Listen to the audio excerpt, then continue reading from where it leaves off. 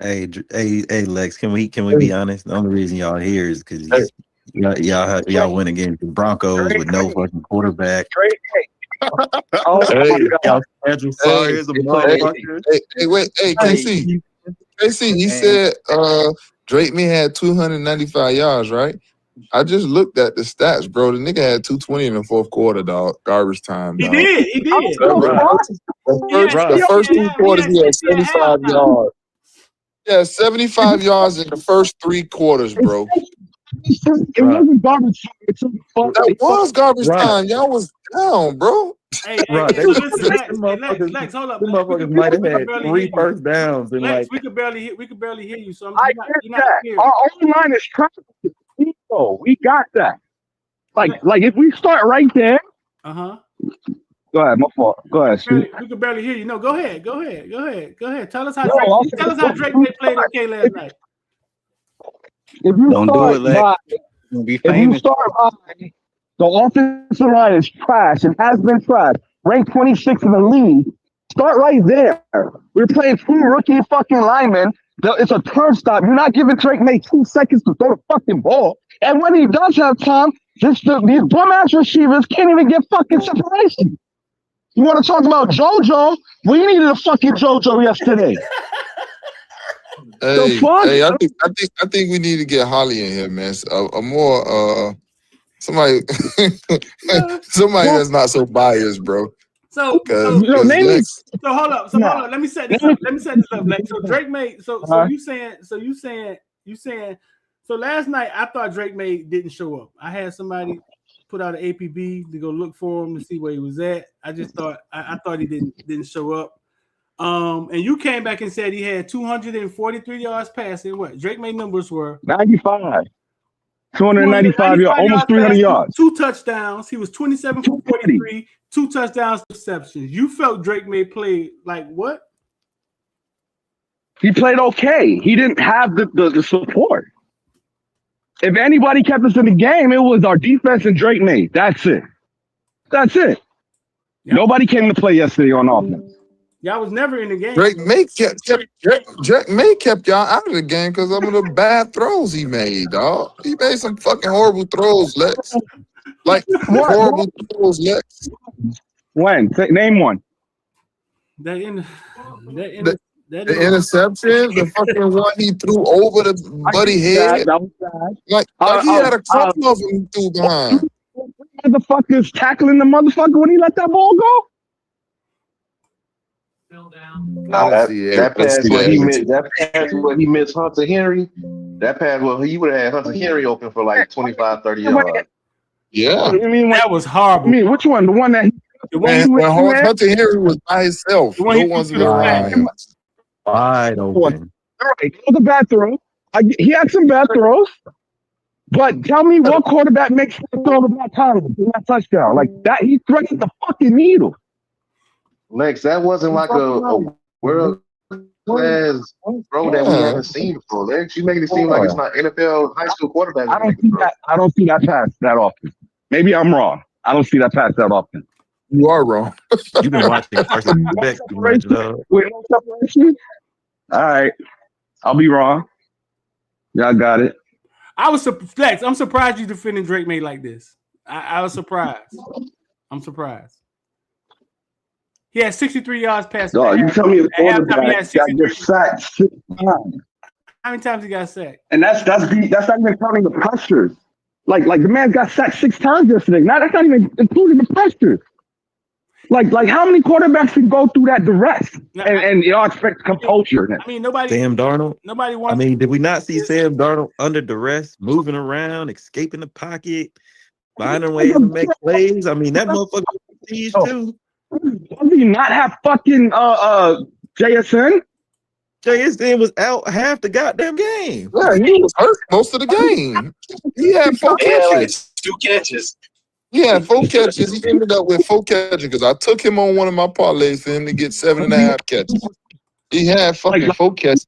Okay, so check this out. So check this out. What would y'all do? What would y'all do with this stat? Drake Maye in the playoff has been sacked 5 times in every game. What would y'all do with that stat?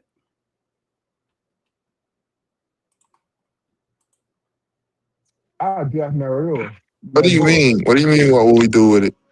He's been sacked 5 times in every game in the playoffs. What do you do with that? Do you blame ridiculous, him? bro. Do you blame him? Do you blame the line? Like, is it? You know what I'm saying? It could be the quarterback too. Now we have. I mean, we got a quarterback. You gotta look at it. We had a quarterback that used to get sacked. You gotta look at it and see how the stats going. You can't look at the stat and blame no one. You got to look at the game and see how it was played before you can blame anyone. That consistency, though, Rod, that is consistent. He's been sacked 5 times in every playoff game. Yeah, but I'm saying you got to. The sacks could have been because of him, and the sacks could have been because of the line. So that's what I'm saying. You have to see the sacks. You can't just look at a stat. I asked y'all, what do you do with that? Hey, Lex. Like that falling on the offensive coordinator street. That falling on the offensive coordinator for not putting together game plans to get the ball. Go ahead. Yeah, that falling on the offensive coordinator for not getting the ball out of his quarterback hand. Because it can be the O line, but it can be him. But that's a pattern. Like I said, if it's five plus signs every game, like even yesterday, I haven't watched the Patriots on this year, but watching the game, at least half of Drake Maye sacks yesterday was because he held the ball too long. Like when the D tackle bull rushed the guard back, Drake Maye could have moved to the left.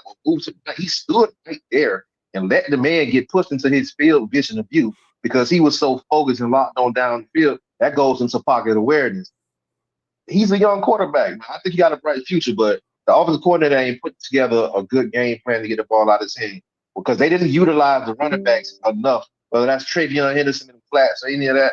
Most of it seemed like the Patriots mainly was trying to go to the middle of the field or down the field. Their short passing game was non-existent, it looked like, man.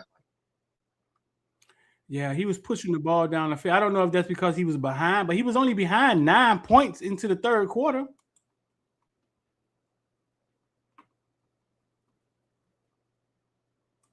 He couldn't do nothing to get them back in the game.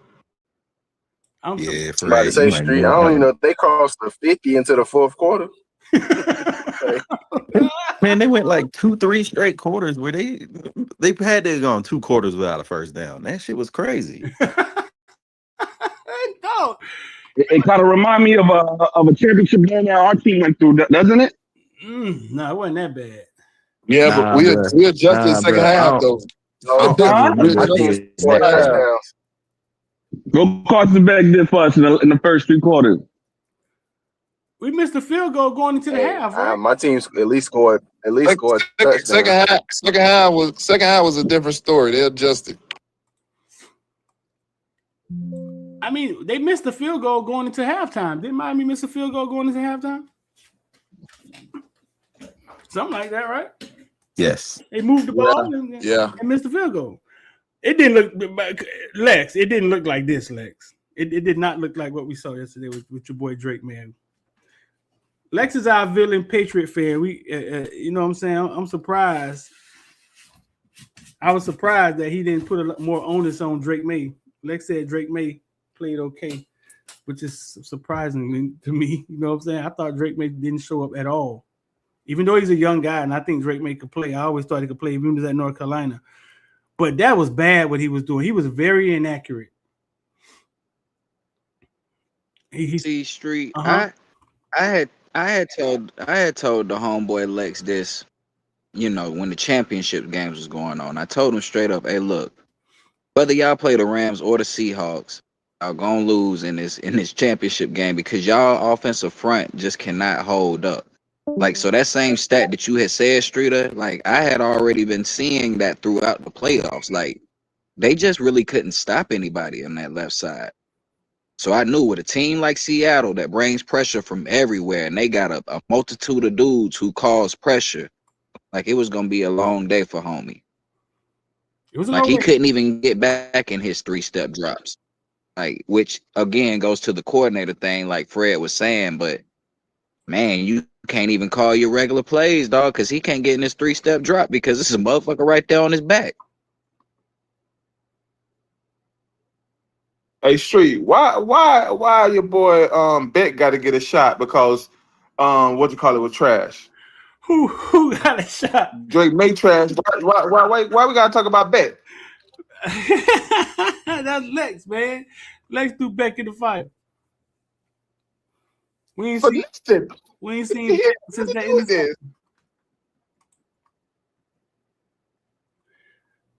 Playoff coach said Will Campbell, first round pick.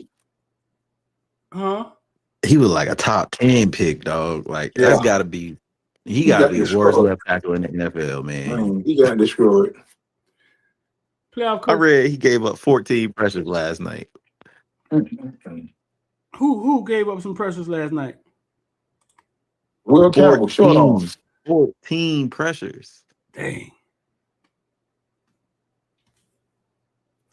Nah, if Patriots knew that their offensive line couldn't hold up, you're right, Fred. I think the game plan should have been better, especially for your young quarterback, bro. Their defense kind of held up, right? Like the offense just did everything bad. Like their defense their defense was fighting. I seen they took a couple of short routes to the running backs and the flats. It wasn't working. It wasn't hitting on that. It was flying around. Street, I would say more so than anything. I would say more so than anything, Seattle kind of got like us last night. They went away from what the fuck was working. Kenneth Walker was tearing their ass up for 8 yards a pop. Like whenever they wanted to run the ball, they just really didn't force it down their throat. They could have ran it any time they wanted to, though. How many yards Walker had last night? Like 160 or something? Yeah, no, he was the MVP. Yeah, he won MVP. He had 80 yards at halftime. Yeah, he had 135. Woo! Yeah, 135. Yeah, he broke that ass at the end. That man been solid ever since he came to goddamn Hard Rock and read all over us, man. Like, what? Don't bring that up though. But I get you. Who had they not bring that shit up? Leave that shit where it's at. Let me see what happened to him out of high school. Where he from? What Kenneth Walker from? Is he the one that was at Michigan State that year that ran all over us? Yes, sir. Yeah, Michigan State. Yeah, he from Melbourne hometown. He from Memphis, man. Memphis, man.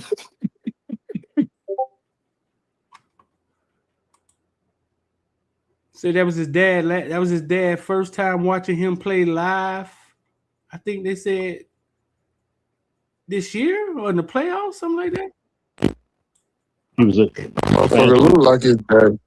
He transferred about 40 years old.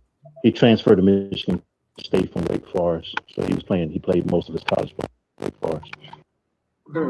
Wake Forest had that boy down on the map. What's it called? Michigan State. She never left the vault. That motherfucker look like he about 40 years old. I've been 25. Who, Kenneth Walker? He look old. Yeah. They put a picture of his ass last night. I was like, God damn, nigga, that is daddy or him? He balling. And then I saw 25. I was like, God damn, that motherfucker look old as fuck. Hey, wasn't he on the Lions last year? Nah, he got drafted by Seattle. He's been with Seattle ever since.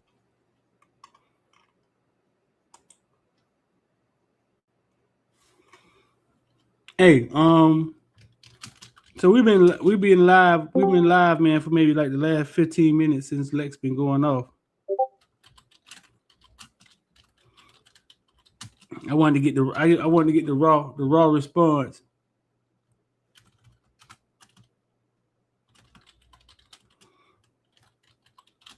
Lex said, well, if Drake Maye is trash, then Beck is trash. I'm surprised Lex here defending Drake Maye. Drake Maye, who put up? Oh, Lex though when they found a comparison of Drake Maye and Burrows. Wait, what is it, like a Super Bowl comparison? Joe Burrow was 22 or 33, 263 yards, one touchdown, sacked 7 times. Yeah. Super Bowl comparison, yes, sir. Lex, you watched that. But Lex, that doesn't mean you put that up. That doesn't mean Joe Burrow ain't play like shit. Like you making it seem like people.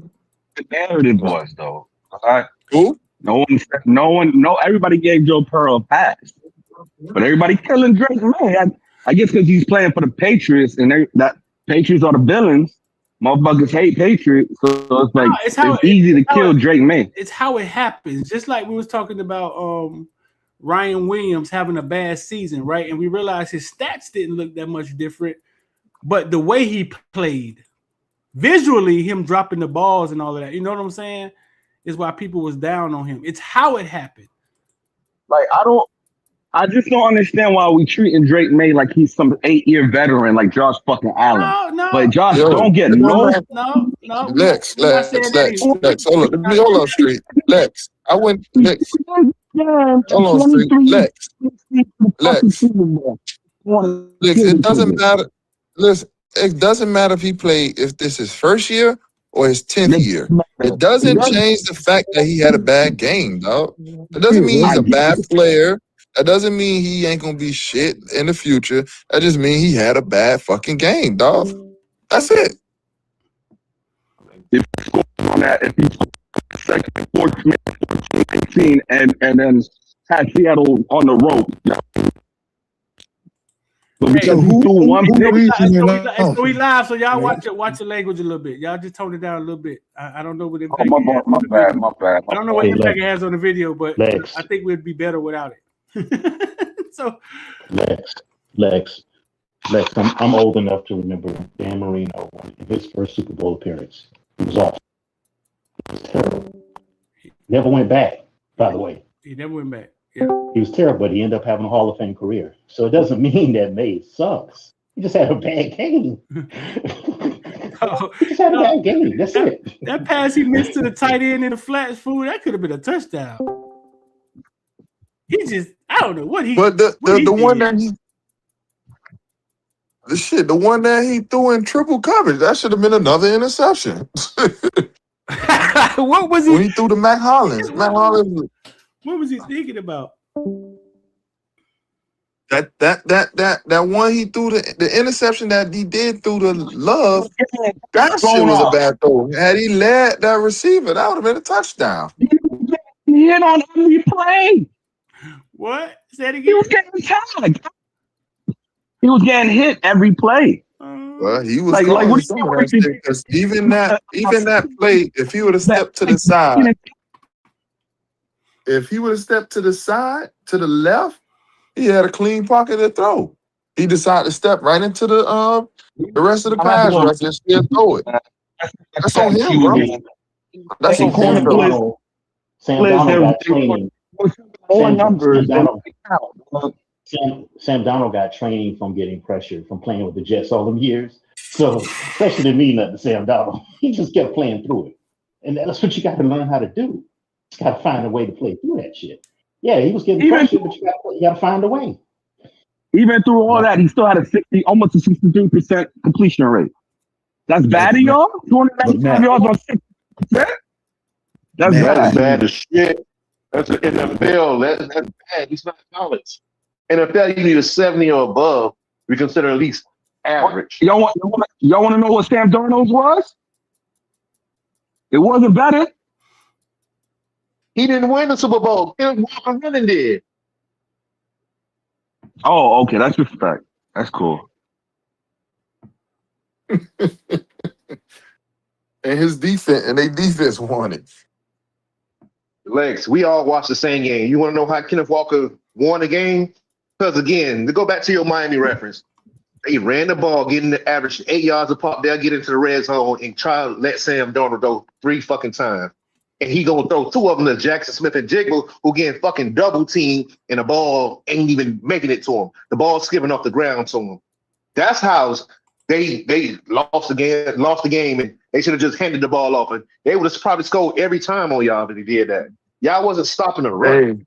Hey Lex, you bringing up Sam Darnold's stats like we sitting up there. It's like we saying Sam Darnold had a great game.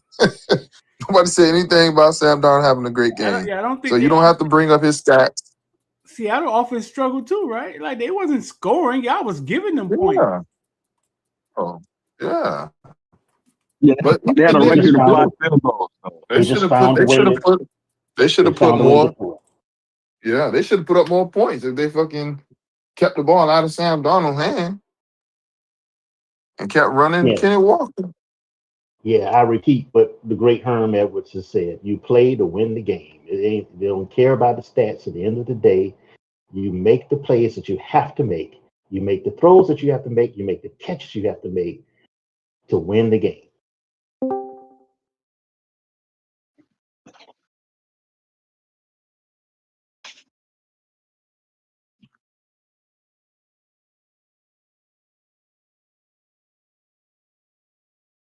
I don't know, bro. I don't know. I didn't know Lex was that emotional about the Patriots. I didn't know I was gonna light a fire. That was a bad play game last night, if you ask me. It just wasn't good football. I thought defensively it was a good game. Now, as far as offense, yeah, I think it was more forced.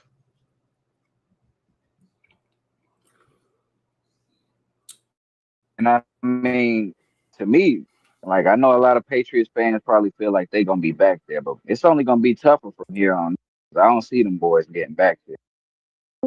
I like how they did this year.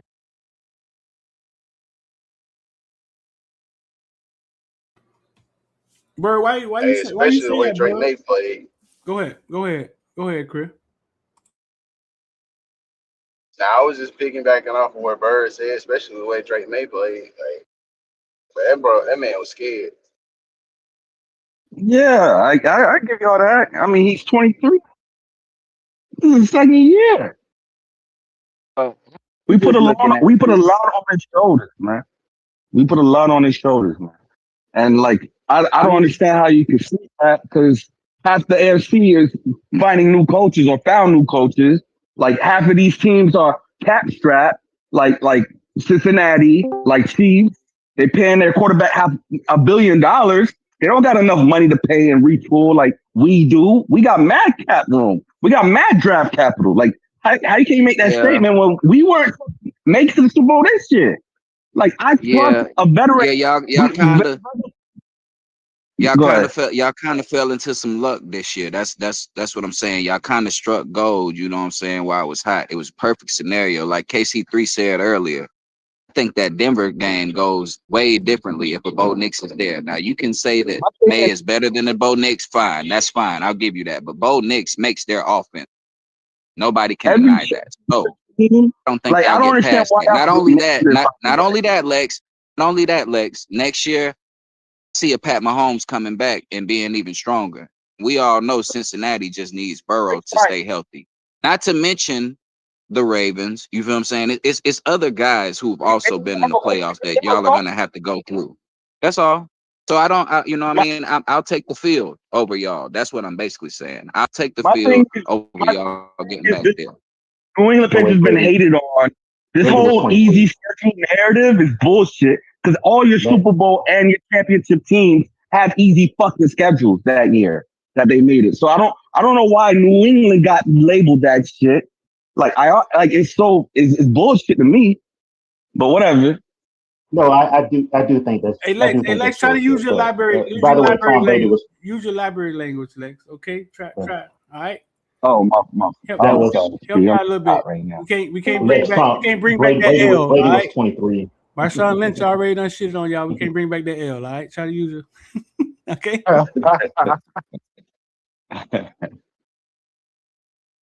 Go ahead, Mac. What you say? Lex, this why it's gonna get. This why it's gonna get harder for y'all. Go ahead, man. No, he kept saying that my man is 23. Well, Brady was 23 also. Just throwing it out for his first Super Bowl. Just throwing it out there. That's true. He also had a great O-line and a great defense. But keep going. And they were underdogs, though, right? They were supposed to lose that game. Bad though, Lex. Y'all got a good defense. Is great. Your defense is great. Nobody says you don't belong there. Brady always had a great O-line, though. But you didn't know that then. He was a rookie, or second-year player, whatever it was. You didn't know that. Brady was also good in the pocket, though. Brady was also good in the pocket. I'm saying you didn't know that. Drake Maye not. Yeah, you didn't know that at the time because he was a new guy. Now you turned out he's a Hall of Fame dude, best ever. But you didn't know that back then, you know. But Brady was good in the pocket. Yeah, he was. No, he was. You're right. You're right. Mm-hmm. Patriots and like Lex, I get you saying like he didn't have wide receivers and stuff, but I'm like outside of when y'all had Randy Moss, man, y'all ain't never really had weapons like that, you know. So this ain't nothing new. This is great online. I mean, that's fair, but like y'all drafted Will Campbell top 10. Like he's supposed to be better than he is, and he's not. But like you're not gonna get rid of him. That's a top 10 pick. So like what's gonna change? He's got to move inside. His arm's too short. His arm's too short. But take the Super Bowls where Brady did lose, we couldn't protect him, right? Like, tell me a quarterback that can face this kind of heat and win. Like, y'all expect him to win. Shit, KC. Tell me a quarterback that can be under this type of pressure and duress and win a championship. Y'all name a quarterback. Shut up. The problem I see is that y'all I'm hoping already. Run game, dog. Like, why does Travion Henderson only have 6 carries? Why does Stevenson only have 7 carries? Y'all weren't losing by that much, and yet even though you can't block them, you continue to try to throw the ball. Like your coaches failed you.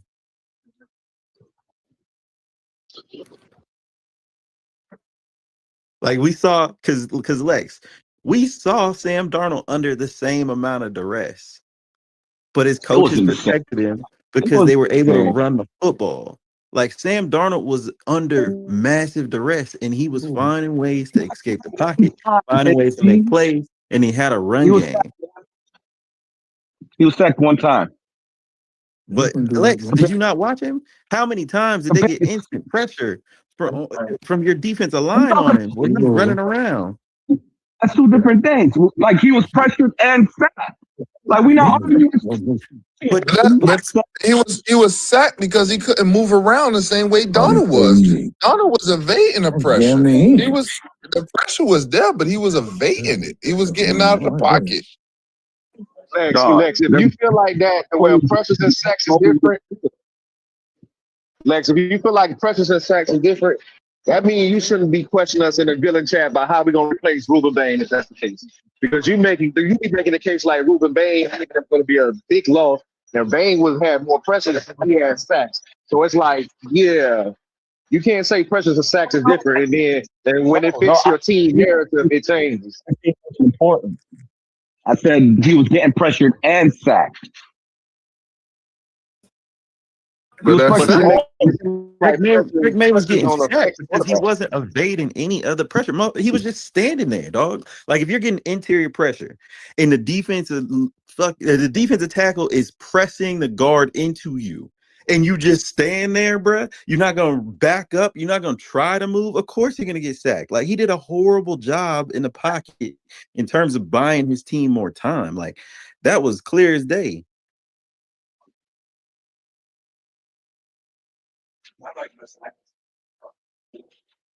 How many times are you gonna let this guard just get walked back into you before you say, all right, I'm gonna get out of here, or I'm gonna try to do something else?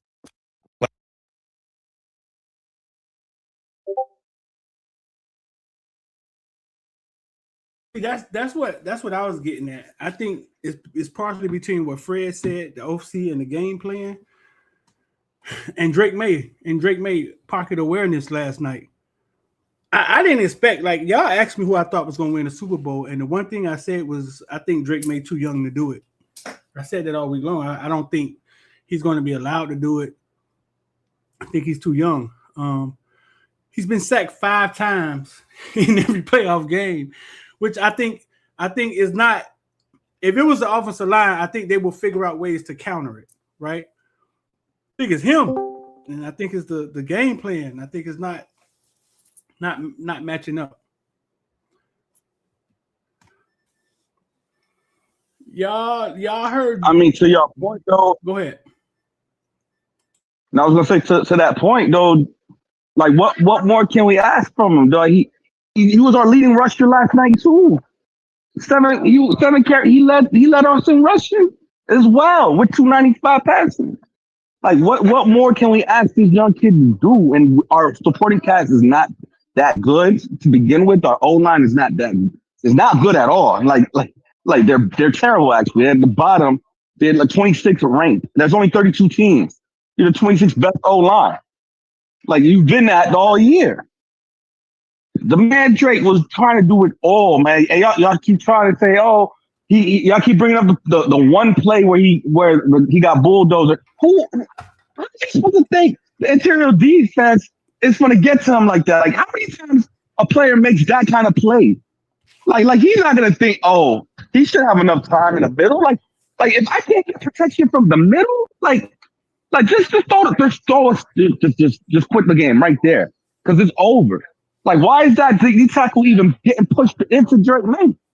How?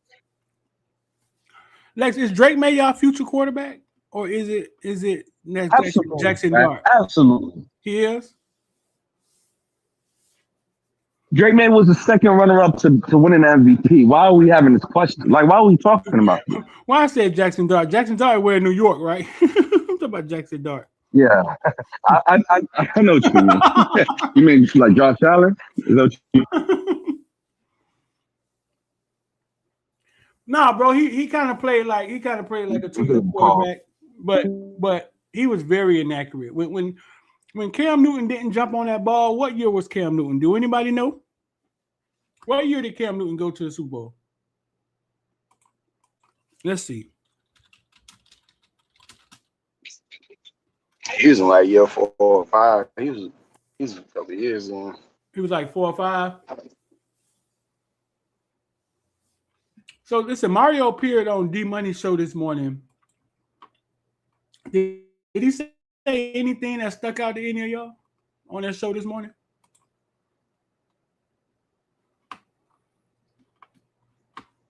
Hey, he was hyping up them young wide receivers. What he said? Talk to me. They were just talking about the newer wide receivers that was coming in, and he was like, "Don't forget about like Josh Moore and Upshaw."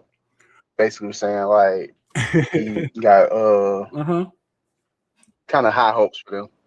It's Good. I'm paraphrasing, but it's kind of what I'm saying. Good. Hey, he called Josh Moore. He called Josh Moore a monster. That's what he said. He said, "Yeah." He said, "We brought in all these guys, but listen, Josh Moore is a monster." Perfect.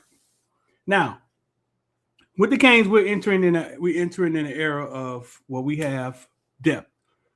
They went to the national championship. People are going to want to jump on board. So some of these conversations are going to be uncomfortable. Like, everybody is not going to be able to play. And when I mean depth, I mean like quality depth. It's going to kind of look like, damn, dog, we could play. Like, all the wide receivers could play, or all the running backs could play. Right? Oh, damn, well, we DB, like, what happened to Dylan Day? And we're just going to have to kind of think of the times where we were kind of stacked and we had talent behind talent, and everybody just didn't get to play. Like, people had to wait their turn. You know what I'm saying? But it got to be real competition, right? It has to be real competition. It can't just be lip service. Anything else he said? Talking to my boy D Money.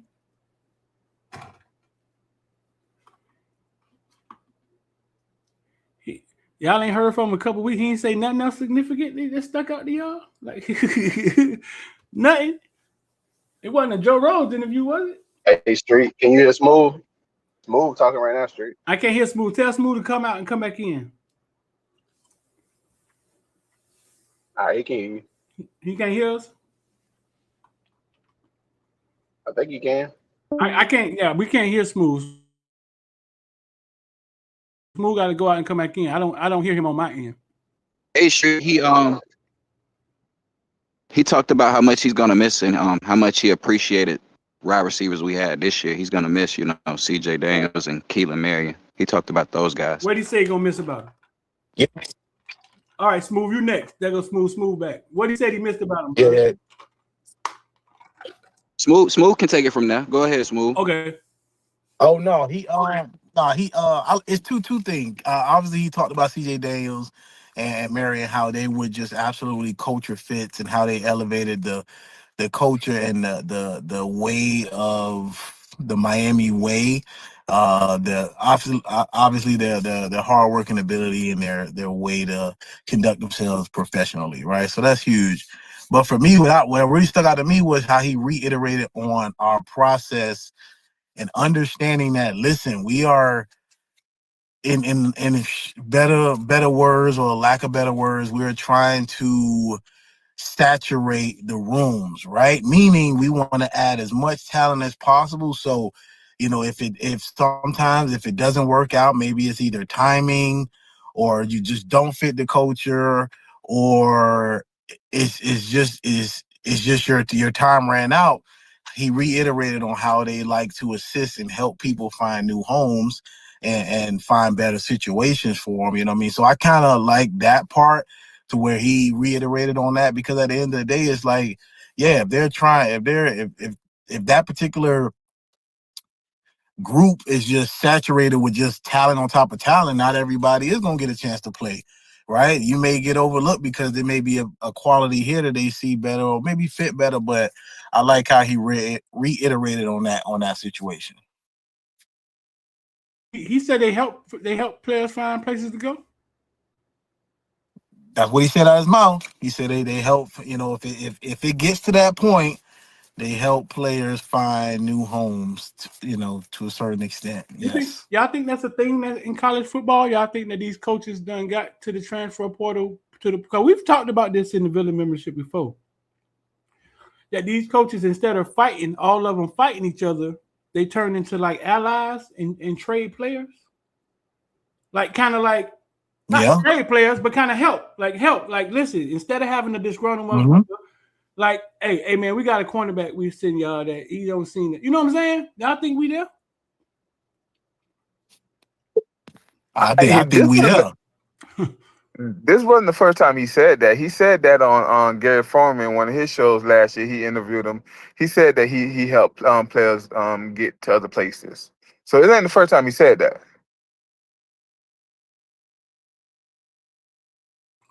That's interesting. That's interesting because he don't say it multiple times because he said it outside of Gary's show too. I think that's interesting because instead of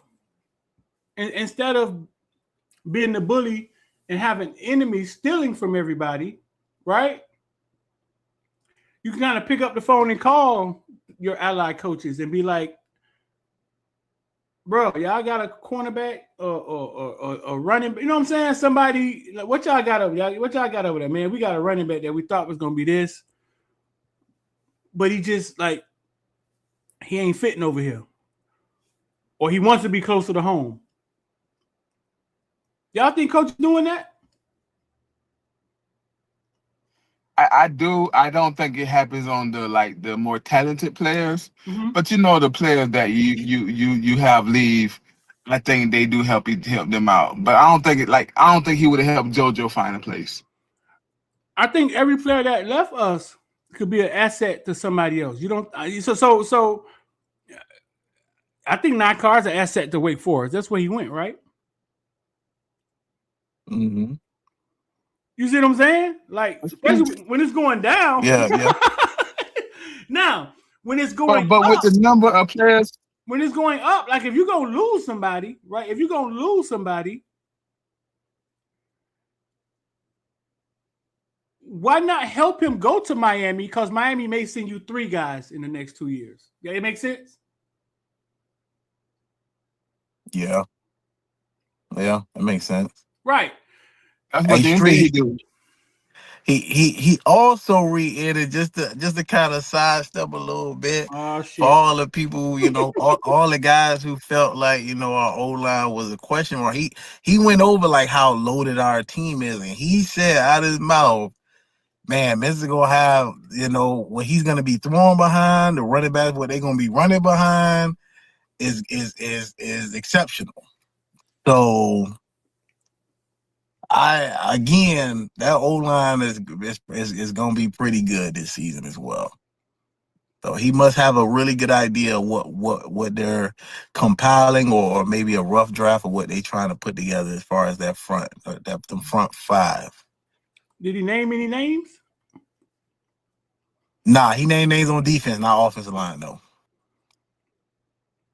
What did you say about defense? He said, "Watch out for Scroggins." He said he wished we would have got to see Hayden Lowe play, and he was talking about Conan, Jaquez Carter, Justin Scott in his third year. He said our defense is gonna be pretty good. Does anybody throughout that interview he put an emphasis on like about the current players? You got me one too? He did. Hey, he did what? What he did? What he did? He made an emphasis on speaking on current players. Like they kept, they would talk about like the transfer portal guys, but he always brought it back to the guys that was like that already been on the roster. While he still did talk about the transfers, it was like clear like he was bringing it back to who was currently on the roster. All right, the currently disgruntled dudes who don't know where they stand at, probably. Yeah, right. so I'm gonna leave this one up to y'all, villains. Does anybody have any concern about us being the front runner in the ACC and Mario coaching from that place? Don't everybody speak at once.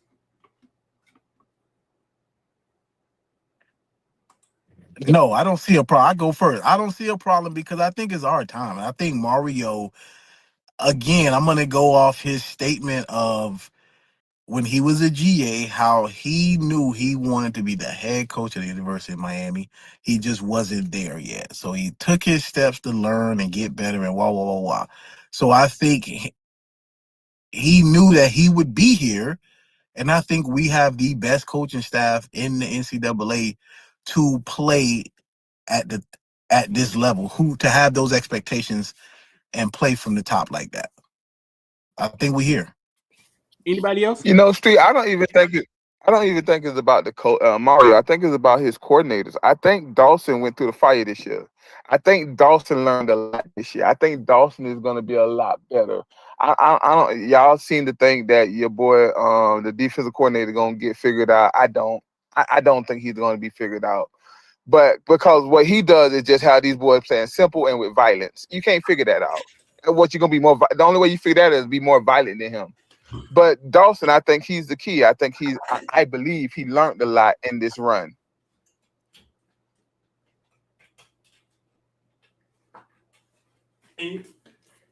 Anybody else?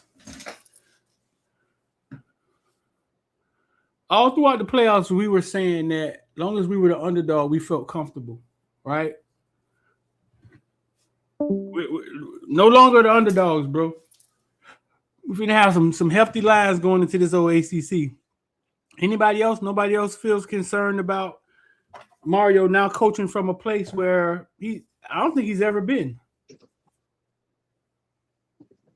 Street. I think, like I used to always say, I felt like Mario showed up in big games, but it was the small ones that worried me, the ones that teams tend to look over. Yep. But I think he kind of figured that out towards the end of the season, like because they could have easily looked over one of them games after they had dropped them other games, and it seemed like he realized that you got to get this team to come with the same intensity if they play in Notre Dame or if they play in Louisville. You know what I'm saying? So it seemed like they figured it out, but I'm kind of on that wait and see train to where I'm like, man, only time will tell, because that's kind of been the MO of him even going back to Oregon, was like the team would show up for big games and they would lose a game they ain't supposed to. Yeah, you always stand right there where you was at, though, Chris. That is your thing, right? You always say that, and that's exactly what I'm speaking to. That's exactly what I'm speaking to. But every game in the ACC may feel like one second. Slow it down, Bird. Slow it down. Every game in ACC may feel like a small game, and the lines are going to be huge, and everybody's going to be gunning for us because now we look like the Canes that everybody feared that one day will have come back. So talk to me, Bird. I was just going to add on to what Chris was saying. Like, I mean, we haven't forgot that the man did have 2 Pac-12 championships over there at Oregon, right? I mean, kind of the reason why Oregon has this allure of today is kind of like what he left up there and what he was doing up there. I mean, I'm with Smooth, yo. I don't really see or have no concern about us being in that position or whatnot this year. And honestly, I think we got the players on the team who embrace stuff like that. When you got players on the team who come from winning cultures, like this is what they expect. This is what they're used to. It's just now being translated into college. Hey, Street, a little bit of black history. Mensa is the first black quarter at Duke to win the ACC. Say it again. Mensa is the first black quarterback at Duke to win the ACC. He's going to be the first black one at Miami, too. Nope. Was it Rozier? Nope. No, we have first. We've never won. He's going to be the first quarterback to win the ACC, period. Let alone about to be Martin Luther King of the ACC. He about to be the Black History Month of the ACC. Bird, having 2 Pac-12 championships and actually being ranked number 5 in the nation preseason, I think is different. Number 5, number 3. I mean, wherever they decide to put them.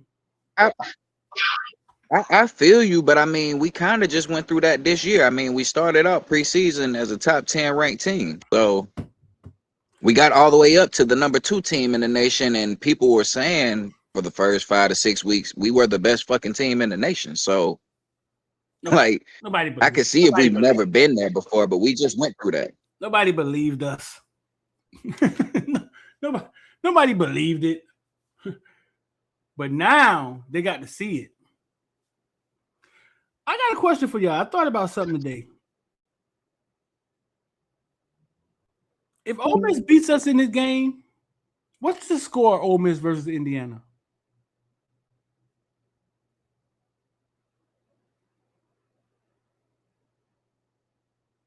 I think Ole Miss beats them. Oh. Nah, I think Indiana would have beat the shit out of Ole Miss, dog. Nah. No. Y'all gotta give me some substance. Y'all gotta give me some substance to what y'all saying. Nah, I believe Ole Miss spread their ass out. Ooh. Like we see them dudes cannot keep up. Yes, they play fundamental football and they don't make mistakes, but they ain't got no answer for speed, bro. Ole Miss gave our ass a problem towards the end when you spread them motherfuckers out. I think it'd be more of a high scoring game, but Ole Miss definitely gonna put up some points. They're gonna spread their ass out, dog. They're gonna make think about how Miami was dominating them in the trenches and half the team was sick. You think they're gonna be able to stop them 2 old ass running backs from Indiana? They probably won't. But Chamberlain's, I think it'll be an offensive battle. They probably won't be able to stop them defensively. Nah, I give them that. But offense, the motherfucker gonna have to come to play. I don't know.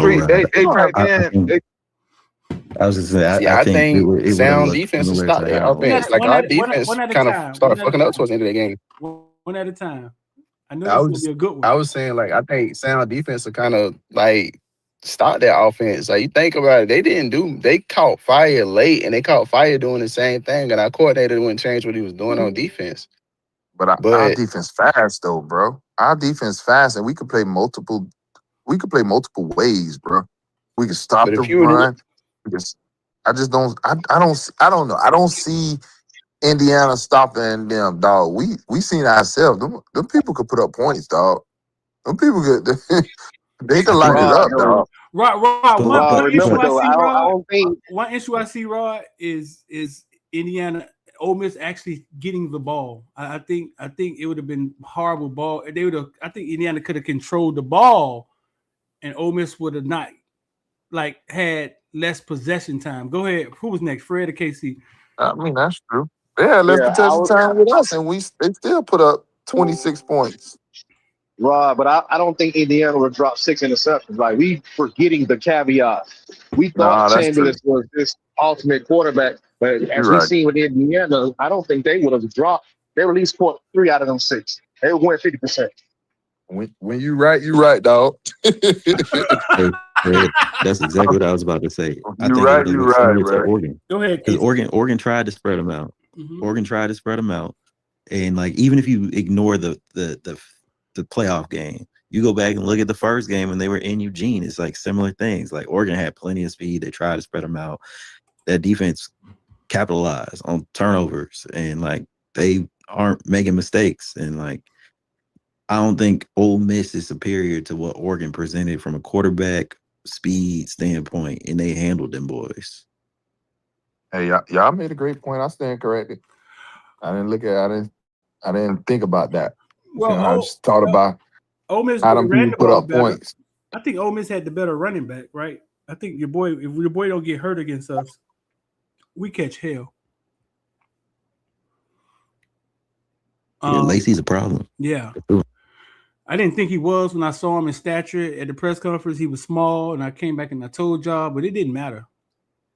That was the longest run we had against us all year long, wasn't it? Yeah. And he was at the strip club the night before. Yeah, but Street, on that run, we were out of alignment. That was a miscommunications on the linebacker. I wouldn't. I ain't taking nothing away from him, but I wouldn't put it like he made somebody miss or something. I just think they offensive play caller beat us on that rep. We call a bad defensive play call. So you don't and they think call a really good one. So you don't think a healthy him hits us for 150 yards that night if he started off like that? You saying it wouldn't happen again? No. Okay. No, it wouldn't happen against us. No. Our defense is that stout is stopping the run. I just thought that was interesting. I thought it was interesting that I was putting together the villain ad on the story. If y'all go check it out, it's pretty cool on Instagram, KVille story. Put together like a villain membership thing.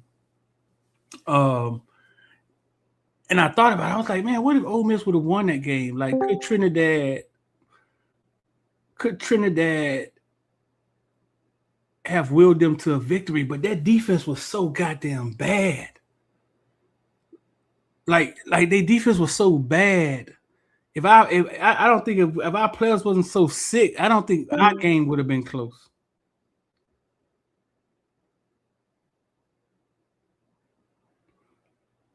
Hey, Ole Miss would have won because they got a really good blocking tight end. He wouldn't have gave up that punt, and they got a good field goal kicker.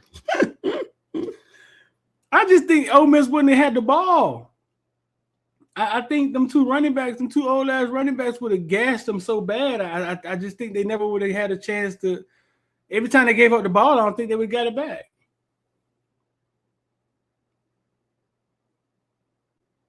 I agree. I mean, look, we've dropped 4 interceptions.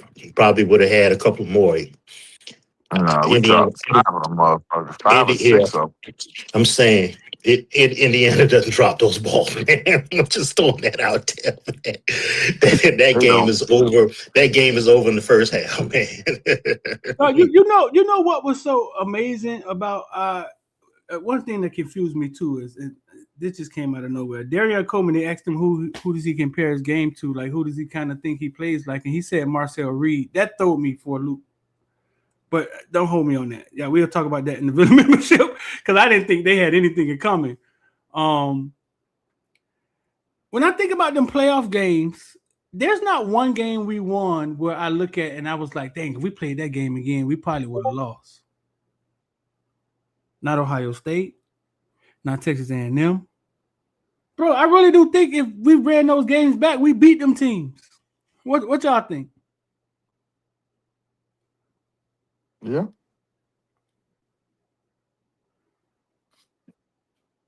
Yeah, I think we run this game back. I think we beat them by more than we beat them before, because every one of those games we left points on the board. Especially Texas A&M. Texas A&M was weird. Yeah, Texas A&M. Oh yeah, we left all type of field goals. I we could blow that shit out. I think not to bring up old shit, but I think if we had a quarterback that was there from the beginning, I think we beat these teams. But due to the fact that we didn't have a quarterback that was there from the beginning to the end, right? I think we just beat those guys. Yeah, we just beat them. And some inside villain stuff. I mean, we ain't gonna open up old wounds again. Yeah. We gonna keep that up the ground. No, open them things up, dog. No, we ain't gonna open up old wounds again, man. That's some inside villain stuff. But when I think about it, I think about Ohio State. I was like, damn, man, we kind of handled Ohio State. Like, I think they the worst ones. I think we could beat them. I think we will beat them again if we played them. I know they don't feel like that, but we'll beat them 9 times out of 10 times. We'll beat them 9 times out of 10 times. Yeah. I don't feel like Ole Miss caught us off guard. Like Ole Miss, that shit was kind of, the fact that game was so close at the end was kind of surprising to me. I mean, but what happened at the end, what was supposed to happen? Like their defense just failed them. Like literally failed them. Like the defense end laid down when Carson Beck ran in the end zone. Like literally failed them. So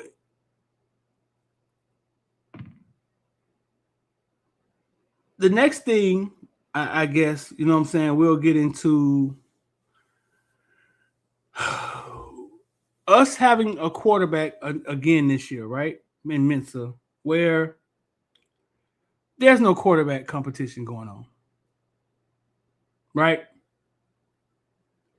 And which leaves a lot of onus on the quarterback to be a professional and do what he has to do.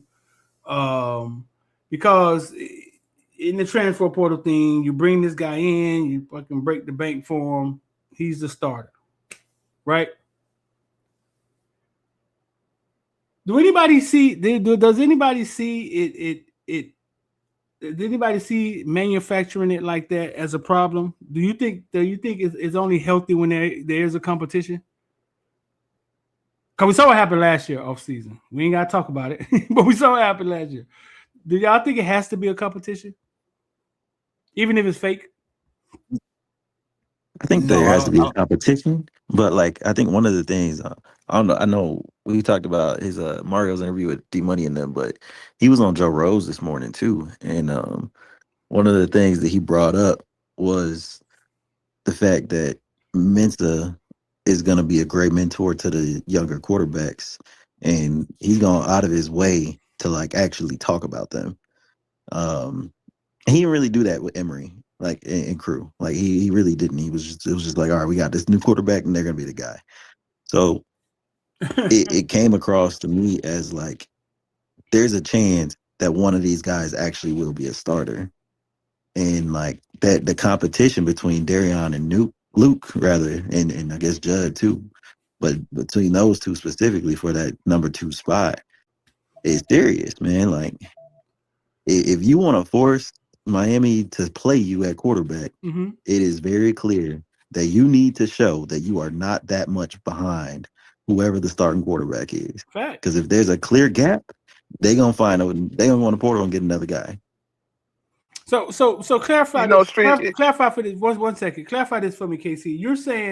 You said that Mario went out his way to speak about the backups. He went out of his way, and after he praised like Mensa and Mensa a little bit, but he said like one of the things that he expects from Mensa and that he's looking forward to is him mentoring these younger quarterbacks, because and his words were they can throw the ball and they can sling it all over the field. Like they feel like they got something in these guys. So just to double back, I know DeLacy's got to go. I think it's more of you got a second chance at a similar player like a Cam Ward, right? Like, and you have in your stable, you have guys who have the tools as such as the guy who is leading the pack. And I think that's pivotal. And I said it in the group chat a couple days ago, like we wanted Darion to be, go behind Cam if Cam stayed another year, but we get that chance with Mensa because they have similar traits to a certain extent. And I kind of agree with Darion. His skill set is more like a Marcel Reese, but you look at Luke, and you look at the other guys in the room, like Mensa has the same foundation as a Cam Ward as far as like leading and understanding how to play the game from off script, stand on script, from a from a schematic standpoint, I think you get that brain and you get that skill set that married each other, and mentoring these guys that's under him, I think is going to be pivotal. And we may not have to go to the portal the following year because of this situation, because we having a second chance as a Cam Ward-ish type player at the helm. This is not his first year playing football, right? This is a veteran quarterback who won the ACC last year with Duke, making history. Like, I don't need there to be a competition because he's ready. He's now. Now, if we had a 5-star behind him that had everything and he's kind of figuring it out, yes. But like, I'm good with having the Black history making quarterback.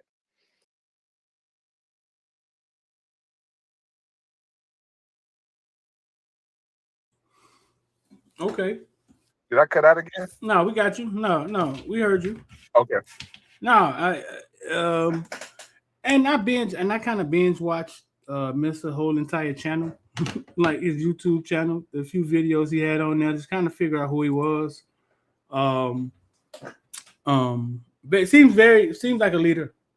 He did some things at Duke that was pretty damn cool with their wide receiver core, with going on retreats, taking them to different places to throw. He got some money in his pocket, so he probably was able to fund a lot of that stuff. He came across as a leader. He seemed like he's somebody that's always working. Cam, quarterback coach, spoke very highly of him. But he comes across as a leader, very professional kid. You know what I'm saying? And I think he has a.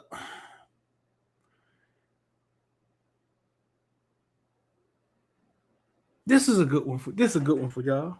So Carson Beck comes in here with accolades and awards and smooths, pins on his goddamn breast, right? Ribbons and shit, right? Like Mensah and Cam Ward come in here like from on the same plane, right? Mensah has an ACC championship under his belt, but I think they both come in here least accomplished, more stat filled, right? They're kind of the same person when they came in here. Carson Beck came in here more accomplished, more experienced than both of them. I think Did Carson Beck win the SEC? Fuck, I think yeah. I don't think he won the SEC. Did he? I think he did. Yeah, he had. Georgia won it multiple times with him as a backup being a star. Right, but even if he didn't, like he actually took snaps at a national championship before. Like he actually got in the game.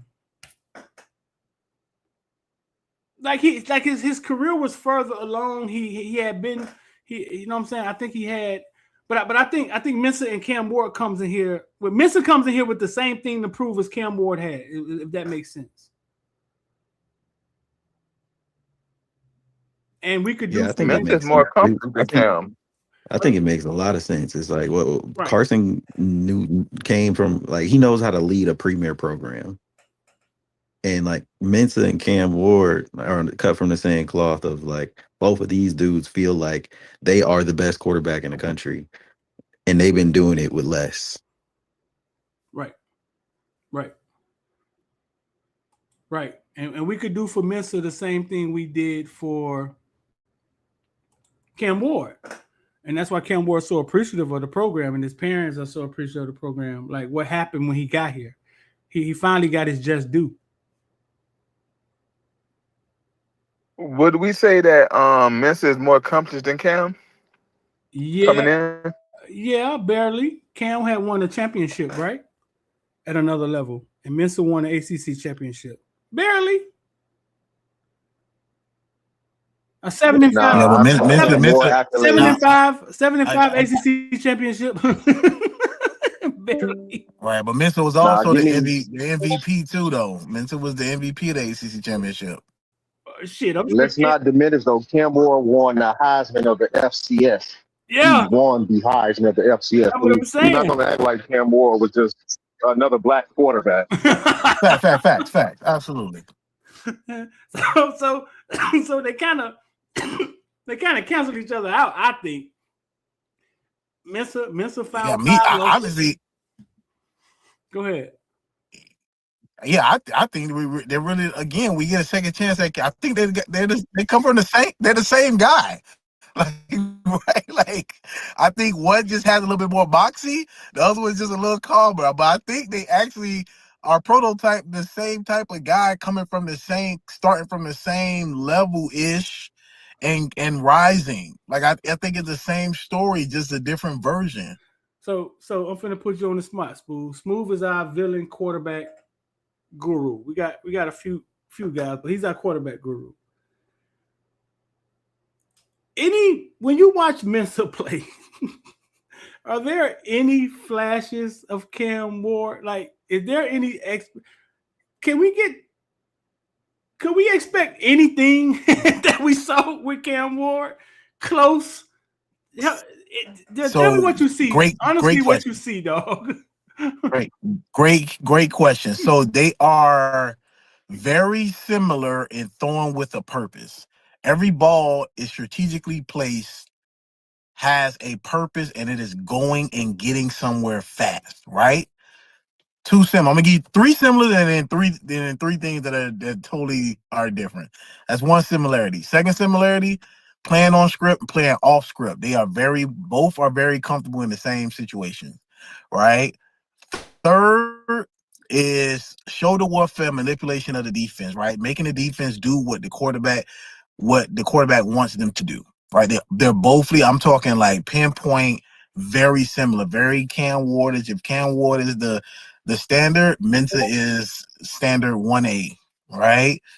The thing that separates them is, I'm gonna just say in a shorter term, that Mensa is the more it's the less adrenaline rush guy, right? We ain't gotta go through, oh my God, why you do that? Oh, great play. We don't have to go through that with Mensa, right? Like, we don't have to deal with the I'ma do it again, throw across my body 60 yards across the field type things, right? I think we get more of again, like I said, we get the calm version, or more of the complete version of the switch on, switch off of the Cam Ward. We get a second chance. So I think that's what separates them two, is that complete arrogant gunslinger, which is not a bad thing. I think it's a bad and a good thing. Double-edged sword with that. I think we don't get that with Mensa. So clarify me. But very, very similar play. You're saying Cam Ward was more of a gunslinger. I'm gonna throw y'all up out of this, and Mensa is more. Yeah. He's more strategic. He's more of a technician. Give me a quarterback. Name another quarterback. He's gonna stay with. Name another quarterback in the NFL, or name another quarterback. Compare him to what you're saying. He's like who? Matthew Stafford without the extra RPMs. Got you.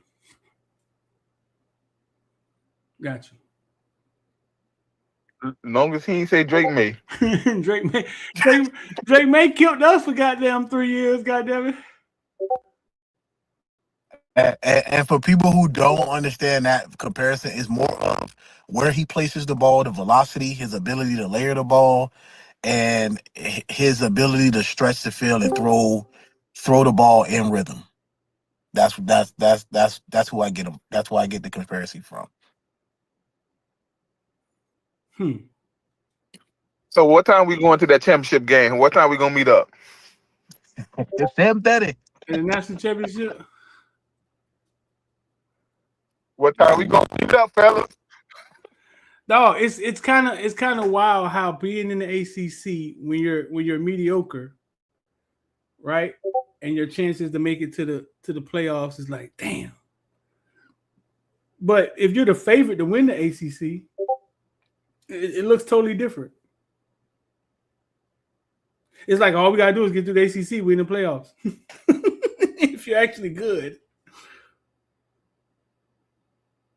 I just think we haven't been good for a while.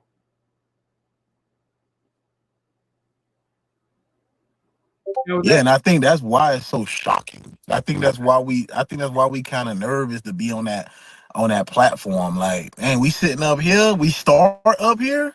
Man, we ain't start up here in decades. So it's like it's that fear of jumping off, all the people airborne, but jumping off your first, your first jump, not even on the plane, but getting up on that platform, that tier and jumping off, and you just going to the ground. You know what I mean? It's kind of like you already done it 1,000 times, but it's like, man, I ain't done this in about 20 years, so I'm a little nervous. You know what it is for me, Street? We've been here where we were the most talented, right? We've been there so many times before. We've never been here where we're the most talented and we won already. No. Like y'all, these boys played in the national championship, bruh. We lost by a field goal block. Yeah. I still don't think it actually sunk in for everybody by now, but facts. For sure. When you get to the big game, Street, you learn some things. You learn how to win. You learn how to do the little things. Man, I don't know. I just feel. What time we gonna be that championship game, y'all? I'm sure it's gonna be some bumps in the road, but I think they just walked through the shadows of the valley of death, and they came out on the other end. You know what I'm saying? And for the last one, I think you learn from that. Like you say, I think you become a better team from that. Now, how do we deal with it as a staff? Like playing from in front. Like how are we going to deal with it? How are we going to deal with it being the front runners? How are we going to deal with it when it's not like everybody counting you out anymore? People are going to talk about Heatherman. Just get D Money to bring. Huh? What's up? Just get D Money to bring Mario and the VIllans in the upper room. We'll get him right. Get D Money to bring. Yeah. You think D Money got that power?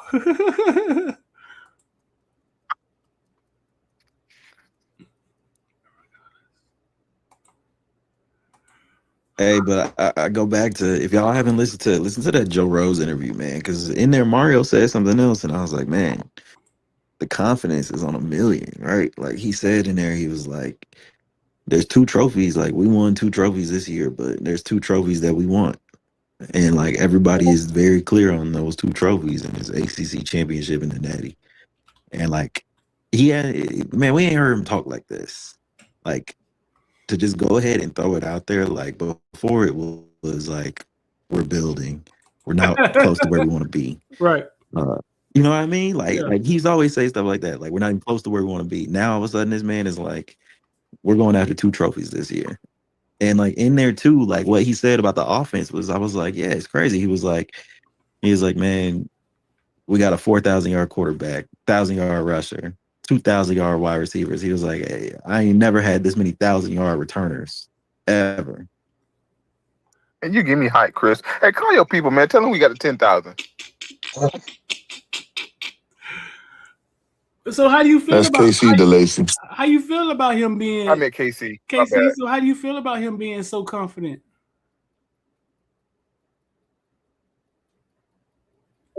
I think it's good, man. I think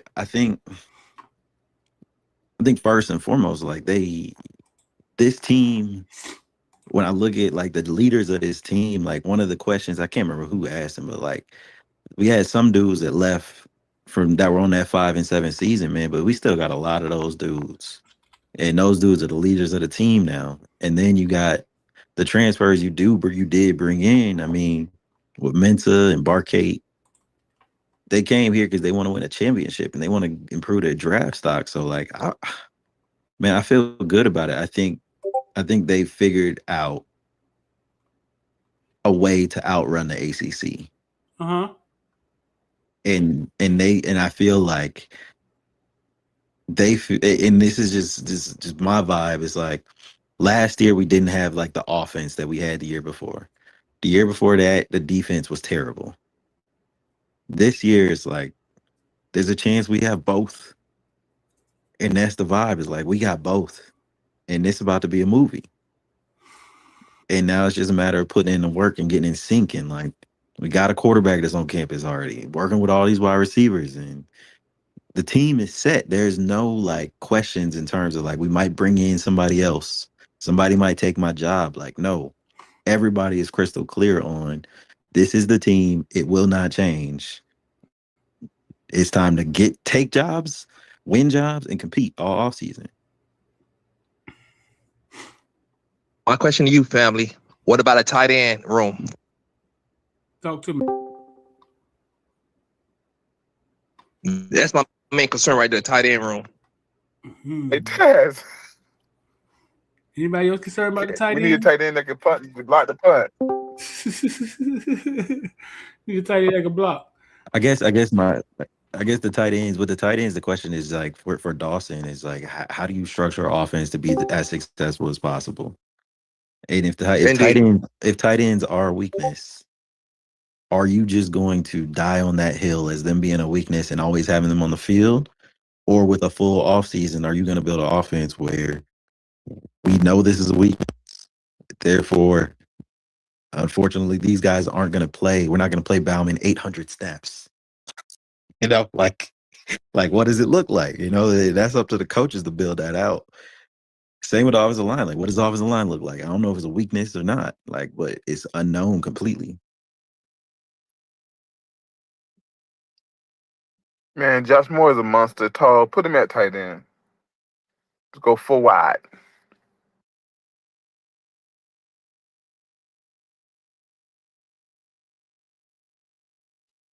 No, but on the serious tip, I really think that Mensa is going to cover some of that stuff up. Mensa is going to find a way to cover that up.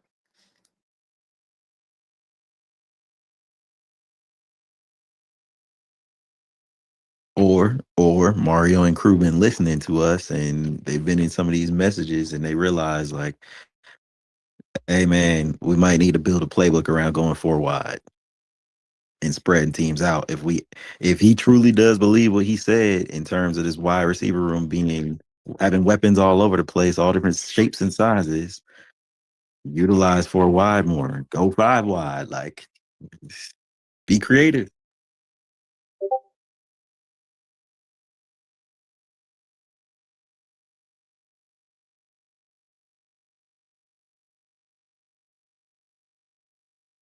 I don't know, fellas. I'm on the other side. I think what we have is efficient enough to get where we need to go as far as that tight end room. I'm not really worried about, we don't need a massive production guy at the tight end. I think we need a tight end who can block, and I think we need a tight end who can catch, make the routine catches. We just need a tight end who is just a role player. Right, and I don't think we need a dynamic tight end. So I think what we have collectively is fine because we have the playmaker running the ship. So having a quarterback who can and put it in place, making it easier for the guys to ball. I think that and that's what Mensa is. I think. Hold on, Smooth. You know, winning the portal on a Smooth. Say the keyword, family. Block. Block. What about that's the keyword? Yes, indeed, Mr. Streeter. Yeah. I mean, shoot. But if Bowman got us there, we did a whole season with Will Mallory. He ain't blocking solo, but he got in the way. You know what I mean? Worst blocking we ever had at tight end. Not to throw his name out there like that, but I'm sorry. It is what it is. Facts.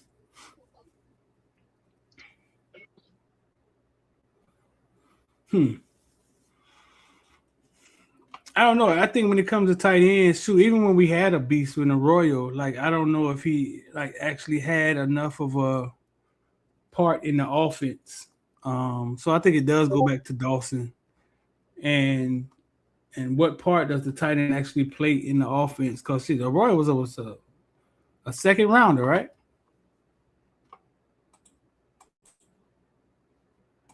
Yeah, he was second round. Early second round. Did Bargalas get to kick a field goal last night? Did he get an attempt? He did. He got a name in there. He did? Yeah, he kicked the field goal. Oh, damn. He kicked the extra point. I'm looking at it right now.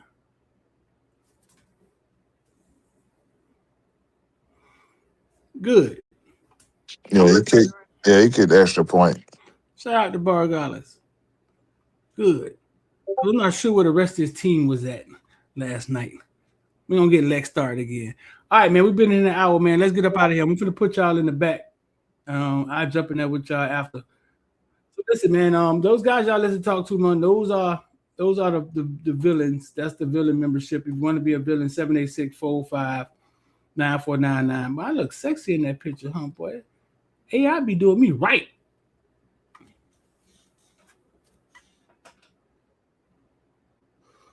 My nose ain't that big though.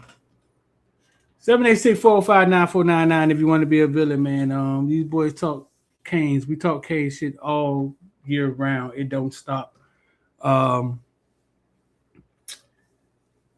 IOD Squad, just give us a text, 786-405-9499 if you want to get covered. IOD Squad, Investor Die. Oh, there goes some money right there. Listen, y'all stay locked in with us. Morning Breath Show, man. We live every morning. Round 12. Round 12 is y'all stay locked in with us, man. About to go jump in here with the villains. We out of here.